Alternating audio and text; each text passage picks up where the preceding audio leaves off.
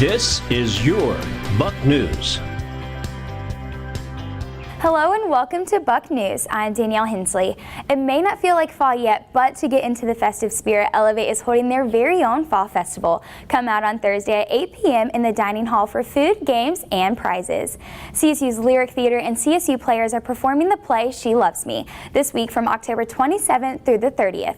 Buck News reporter Morgan Peffer has the story. Since the beginning of the semester, CSU thespians have been preparing for the release of She Loves Me. The cast shares what people can expect from the show. A guy named George and a woman named Amalia are both working at a shop in 1930s Budapest, Hungary. And they really hate each other in person, but then they both have pen pals that they're in love with, so they slowly realize that it's actually each other. It's just one of those shows that I feel like can keep coming back, and it has a really good message, but it'll keep the audience laughing because it's just a really funny, kind of out there, bizarre kind of musical. Rehearsals for the production can seem strenuous because the cast gives the show their all. Towards the last week of shows, we will have 8-hour rehearsals every day, and you just kind of gotta roll with the punches. Come out this week and see all the hard work CSU's actors and actresses have put into the show. The show is October 27th to the 30th, so Thursday, Friday, Saturday night, and then Sunday matinee, I think at 3 o'clock.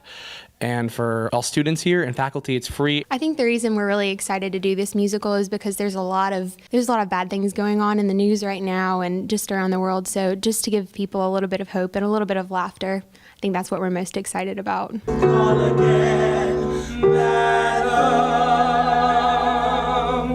Morgan Peffer, Buck News. 4.5 million Americans would die each year without life-saving blood transfusions. Just 1 pint of donated blood can help save as many as 3 lives, and you can be that one person. This Tuesday, October 25th, there will be a blood drive in Little John Parlor from 11 a.m. to 5. Make sure to eat iron-rich foods, drink a lot of water, and get a good night's rest before coming to donate. Contact volunteer at CSU NIV with any questions. If donating blood makes you feel a little too squeamish, the Doors to Freedom Project is this Saturday at Wanamaker Park. All proceeds will go towards opening a house for survivors of sex trafficking. Not only will this house provide girls with a safe place to stay, residents will also receive counseling, life skills training, vocational training, and continuing education, all free of charge. To donate to this cause, go to raceentry.com and choose the team Charleston Southern Enactus. You can donate or join the race for $25. For more information, please contact either the email address or phone number on the screen. If you like the idea of exploring Wanamaker Park while giving back to our community but don't necessarily like running, come to the Walk for Life. It begins at 10 a.m. on Saturday, November 5th. All proceeds will benefit the Christian ministry of the Low Country Pregnancy Center, which provides free medical care, pregnancy support, parenting education, and more. For more information, call 843-553-3505. If you miss the interest meetings for Miss CSU, you can still compete for the pageant on November 12th. The winner will earn a scholarship and go on to compete for the Miss South Carolina crown. Paperwork is due November 1st. Email Tina Hartley at the email below for more information. Last week was homecoming and everyone had a great time with all of the festivities that took place. The juniors won the Powder Puff Championship, alumni and students enjoyed a family movie night on the front lawn Friday night, and Saturday was filled with the fun run, homecoming parade, and of course the football game versus Presbyterian. But more on that coming up in sports. This week's chapel speaker is Cleve McCleary. McCleary is a Vietnam War veteran who earned both bronze and silver stars for his service. He will speak Wednesday at 11 a.m. in the Lightsey Chapel Auditorium. Although you may have your hands full with your course load, don't forget to expand your experience and explore job opportunities available before and after graduation. Plus, you want to grab every chapel credit available. Next Tuesday, November 1st, CSU will be hosting the Fall Career Expo in the Whitfield Center from 1 to 4 p.m.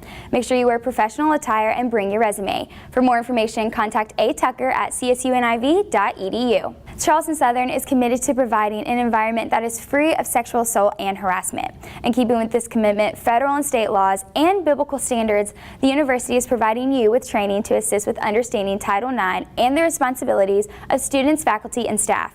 You received an email that provided a link for you to complete the course. All students must complete this training before being able to view their final fall grades.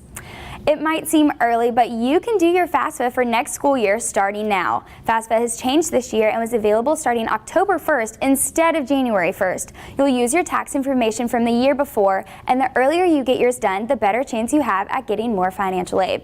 Do yours online at FAFSA.gov. This week, I got the chance to sit down with some members of the football team for sports. Our favorite guys did a really good job, and it was good for us to get that feeling back, be back here in front of the home crowd. It was a great atmosphere, and so we're excited about being 2-0 and moving forward. Hello and welcome to CSU Sports Update. I'm Danielle Hensley. This week, I am joined by Solomon Brown and Quavon Scott. Guys, we just came off of homecoming. You had 3 weeks of no play, and then playing PC completely destroyed them. How did that feel with all of the alumni and your family and friends in the crowd? It felt really good. Especially with the atmosphere of all the fans being there, families coming. We've missed it, obviously, being the 3 weeks off. But it was real fun getting the big W that we got, being a conference win, and especially everybody got to come back and see us play. Yeah, for sure. It was kind of nice playing after my last game being Coastal. Yeah. So as a freshman, it kind of gave me extra time to prepare for Presbyterian. Yeah, for sure. And now this week we have a home game against Bucknell, kickoff at 11:45. We've never played them, and so how are y'all kind of preparing to take on this new team? From a little bit of film that I've watched so far, they seem like they're pretty disciplined on defense, so it will be challenging. For sure. What the defense mainly is just going to go and focus on this game is fix the errors that we had versus PC, and we're just going to go out there and play our best, as always. For sure. Thanks, guys. Quavon, you can go ahead and take it away. The Lady Bucks volleyball team had a busy weekend starting on Friday, where they beat UNC Asheville at home 3-1.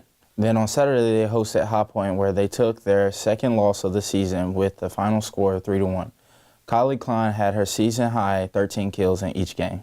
The Bucks will take a 3-game road trip this week.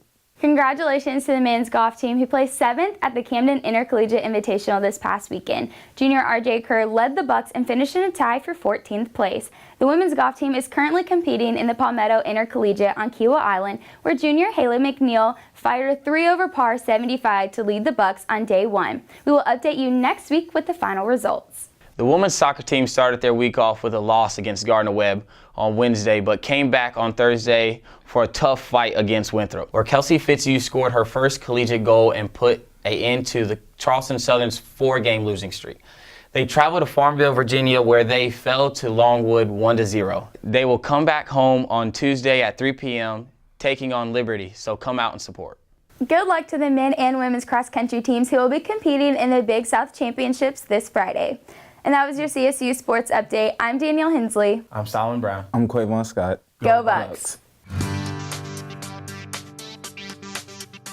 It's all clear skies and sunny days this week, with highs ranging from the mid-70s just into the 80s. Lows are in the high 50s, and Tuesday the low is 48, so dress warm for your night classes.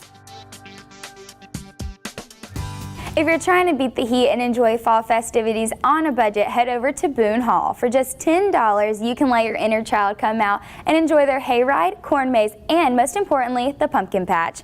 They're open daily until October 31st, so take advantage as this is their last week of the season. The Alumni Office wants to say thank you to all the students who participated in homecoming and showed the alumni why it's still great to be a Buck. We had many groups of alumni come out for the game, and one of the fun things about being a Buck is Powder Puff. The ladies of the Powder Puff games were all over Instagram Thursday night. The juniors and seniors played each other in the championship game, and Campus Rec caught a great shot of the girls on the field.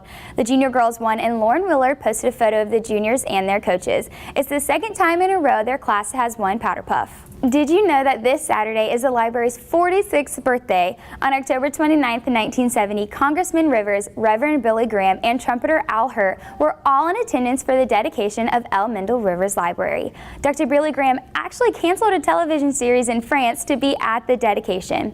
And that's your Buck News for this week. To submit news, photos, or video, email bucknews@csuniv.edu. Have a great week and go Bucks.